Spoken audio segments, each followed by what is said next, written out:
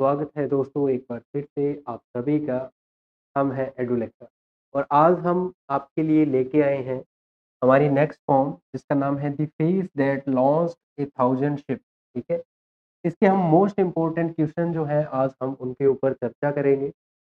इससे पहले हम एक वीडियो जिसके अंदर हमने the face that launch a thousand ship की कंप्लीट वीडियो जो है उसको हमने एक्सप्लेन कर रखा है।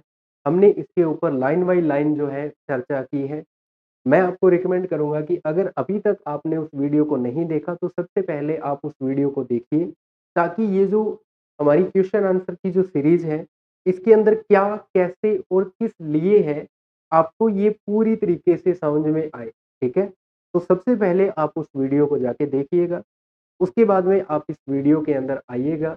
उस वीडियो की जो लिंक है वो आपको पिन्ड कमेंट के अंदर या हमारे डिस्क्रिप्शन बॉक्स के अंदर आपको देखने के लिए मिल जाएगी। ठीक है? तो चलिए दोस्तों हमारी आज की इस फॉर्म को शुरू करते हैं। सबसे पहले हम हमारे ऑथर के बारे में थोड़ी डिस्कस करेंगे। हमारे ऑथर का नाम है दोस्तों क्रिस्टोफर मार्लो। ये जो हमारी फॉर्म है, ये फॉर्म डॉक्टर फाउस्टस नाम के एक छोटे से एक्ट में से उठाई गई है। जिस एक्ट के अंदर डॉक्टर फाउस्टस जो है वो किस प्रकार से डेविल से अपनी सोल को बेच के और ऐशो आराम की जो ज़िंदगी है उसको मतलब उस ज़िंदगी को अपनाता है। तो उसी पार्ट में से एक छोटा-सा पार्ट जो है the face that launch the thousand ships के नाम से एक पार्ट उठाया गया है, जिसके अंदर जब डेविल जो है वो हेलेना को डॉक्टर फाउटस के सामने प्रेज़ेंट करता है और बताता है कि अगर तुम हम अपनी आत्मा को मुझे सेल करोगे, तो तुम्हें हेलेना जो है वो मिल सकती है। तो जब डॉक्टर फाउटस पहली बार हेलेना को देखते हैं, तो उनके दिमाग में यही चीज़ आती है सबसे पहले कि इस चेहरे की वज़ह से इतनी बड़ी युद्ध मतलब जो लड़ाई है वो लड़ी गई, ठीक है?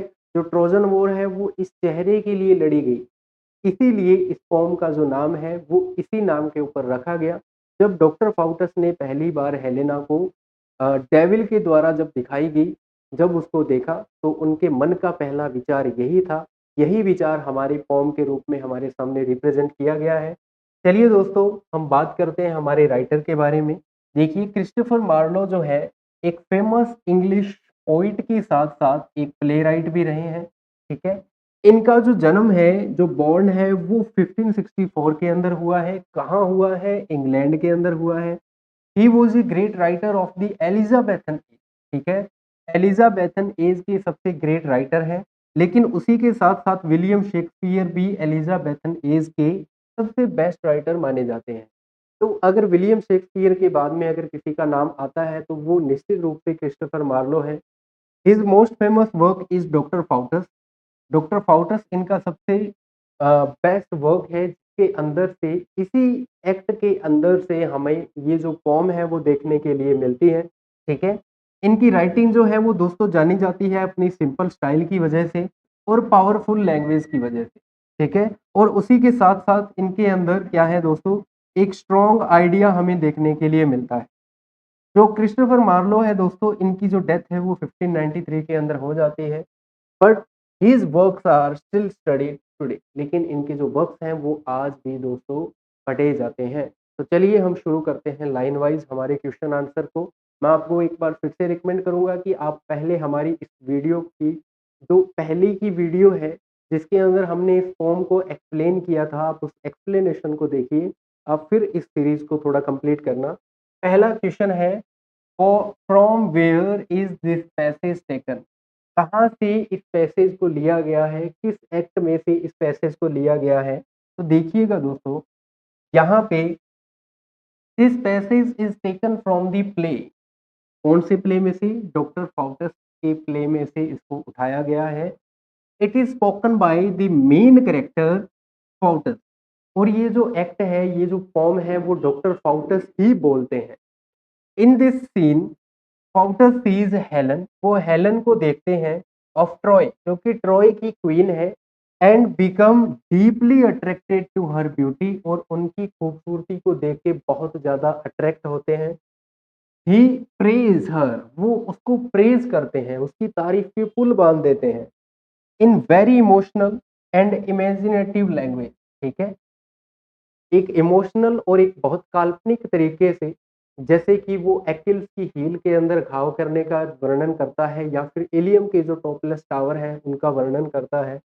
दी पैसेज शोज हिज फीलिंग, ये पैसेज जो है उनकी फीलिंग को दिखाता है। किसकी फीलिंग? लव और डिजायर। ठीक है।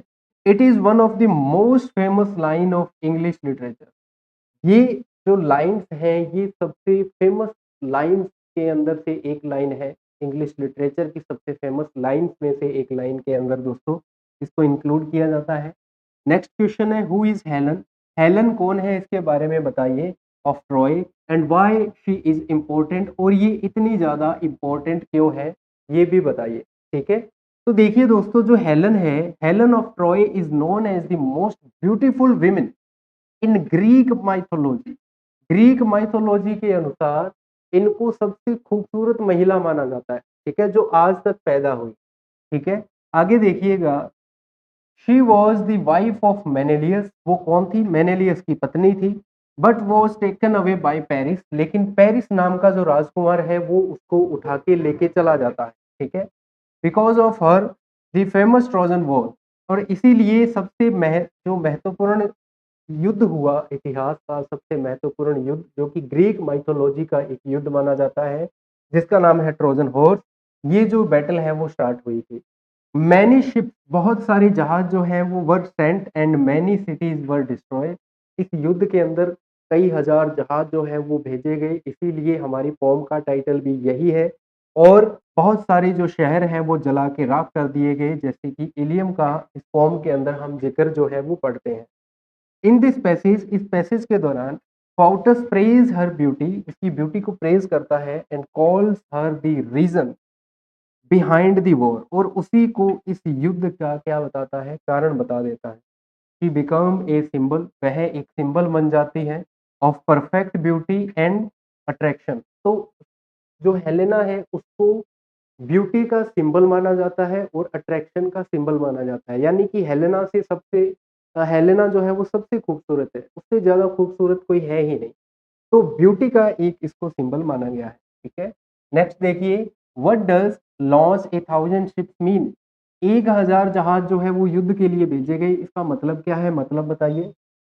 दी फ्रेज, ये जो फ्रेज है लॉन्च डे थाउजेंड शिप्स नाम का, मीन्स दैट, इसका मतलब ये है कि हेलेंस ब्यूटी वो सो पावरफुल, कि हेलन की खूबसूरती बहुत महान थी, वो बहुत ज़्यादा खूबसूरत थी। That it caused a great war, जिसकी वजह से एक बहुत भयानक युद्ध जो है उस युद्ध की शुरुआत हुई थी। Many ships were sent to the Greek army, Greek army के लिए बहुत सारी जो जहाज है वो भेजे गए, टू ब्रिंग हर बैक, ताकि वो हेलेना को वापस लेके आ पाए। ठीक है।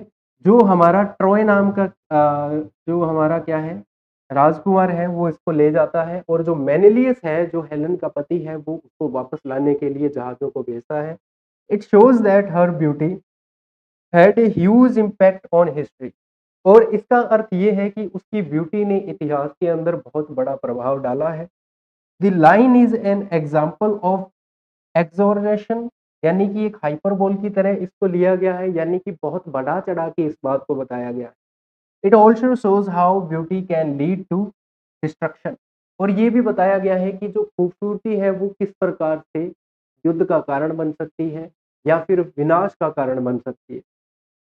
फाउटस यूज दिस लाइन, फाउटस इस लाइन का यूज इसलिए करता है ताकि वो प्रेज कर पाए कि तो हेलन की अनमैच्ड ब्यूटी को। ठीक है। हेलन की जो सबसे खूबसूरत चीज यानी कि उसकी सुंदरता है उसको वो प्रेज करते हैं और उसी के ऊपर वो व्यंग्य करते हैं। Step to the next question दोस्तों, how does Doctor Faustus express his love for Helen?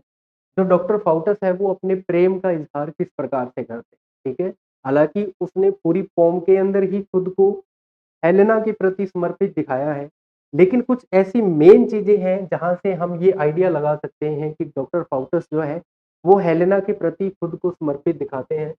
देखिए, फाउटस जो है वो एक्सप्रेस करते हैं his love in very emotional and exaggerated way, यानी कि बहुत इमोशनल तरीके से और बहुत ही जुड़े हुए तरीके से दिखाते हैं। He calls Helen the most beautiful women, वो बोलते हैं कि हेलन जो है वो सबसे खूबसूरत विमेन है इन दी वर्ल्ड, इस दुनिया के अंदर। ही सेज दैट वो बोलते हैं कि हर किस कैन मेक हिम इमोर्टल, कि उसकी किस जो है वो उसको इमोर्टल बना सकती है। ठीक है, एक किस के माध्यम से वो अमर हो सकता है। ही इज रेडी, वो तैयार है टू बिकम पेरिस, पेरिस बनने के लिए। यानी पेरिस, पेरिस क्यों भाई? कि जो पेरिस है उसने उसको उठा के अगवा कर लिया था, इसलिए बोलता है कि मैं तेरे को भी अगवा कर सकता हूँ, तो मैं पेरिस बनने के लिए मुझे कोई डर नहीं है।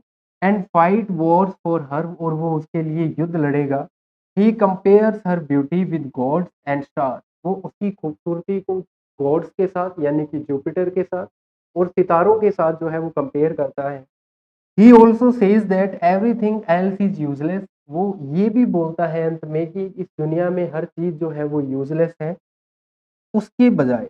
यानी वो हेलन जो है वो एकमात्र उसके लिए यूजफुल है, उसके अलावा इस दुनिया में सब कुछ जो चीजें हैं वो क्या है, तुच्छ है। ठीक है, कुछ भी जो है वो महान नहीं है। This shows his deep attraction and obsession, यही डीप अट्रैक्शन और ऑब्सेशन को दर्शाता है। Step to the next question दोस्तों, what type of the passage in this form, इस फॉर्म के अंदर किस प्रकार के पैसेज का यूज किया गया है? तो देखिए, this passage is a dramatic and romantic passage. ठीक है, रोमांटिक इसलिए क्योंकि यहाँ पे प्रेम का जिक्र हुआ है। ड्रामेटिक इसलिए क्योंकि यहाँ पे जो चीजें हैं वो वास्तविक रियलिटी ना होके एक ड्रामा की तरह, एक छोटे से एक्ट की तरह दिखाई गई है। It is part of a play, यह उस प्ले का पार्ट है किसका, डॉक्टर फोर्टस का। It is dramatic and dramatic in nature, क्योंकि ये एक प्ले का पार्ट है इसलिए अपने नेचर में ही ये ड्रामेटिक है।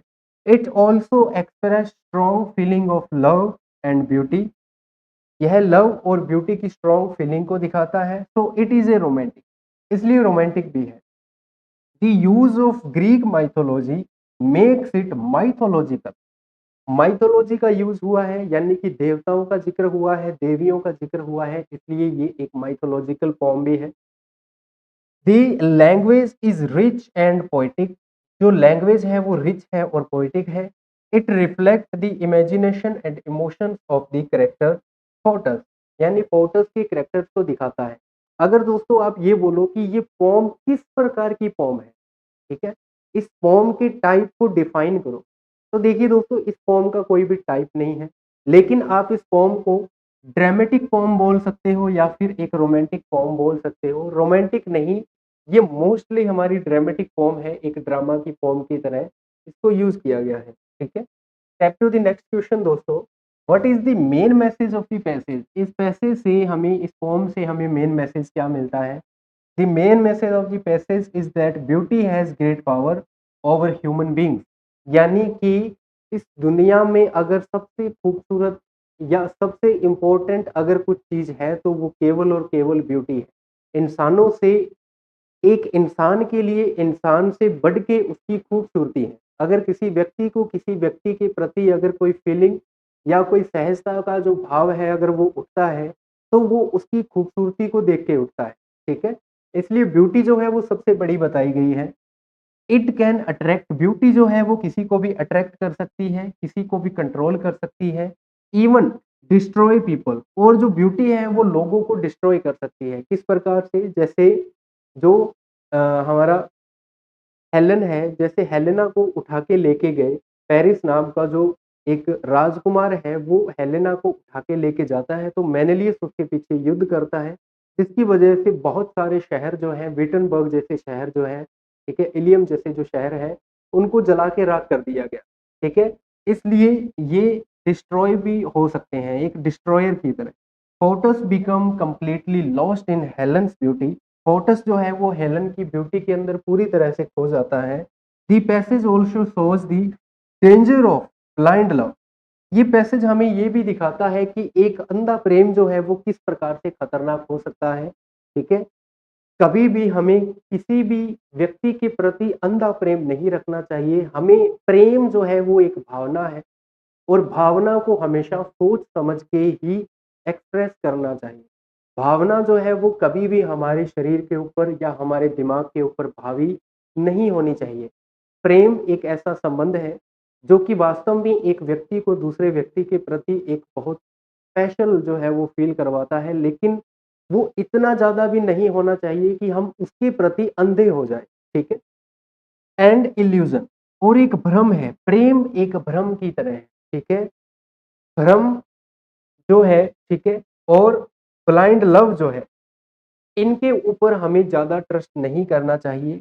इतनी ज़्यादा किसी से भी इतना ज़्यादा प्रेम ना हो कि वो ब्लाइंड लव बन जाए या इल्यूज़न बन जाए। इट रिफ्लेक्ट फोटोस डिज़ायर, ये फोटोस की डिज़ायर को दिखाता है फॉर प्लेज़र, उसकी खुशी की, and his weak control over emotion, और उसके जो इमोशंस के ऊपर जो कमज़ोर जो उसका कंट्रोल है, उस कंट्रोल को हम यहाँ पे साफ-साफ देख सकते हैं।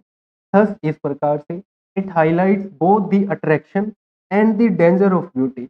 इस पोम की माध्यम से, इस पैसेज के माध्यम से जो हमें मीनिंग मिलता है कि जो प्रेम है, अंतः प्रेम जो है वह खतरा भी बन सकता है, और खतरे के साथ-साथ वह बहुत ज़्यादा अट्रैक्शन भी कर सकता है, ठीक है? Step to the next question दोस्तों।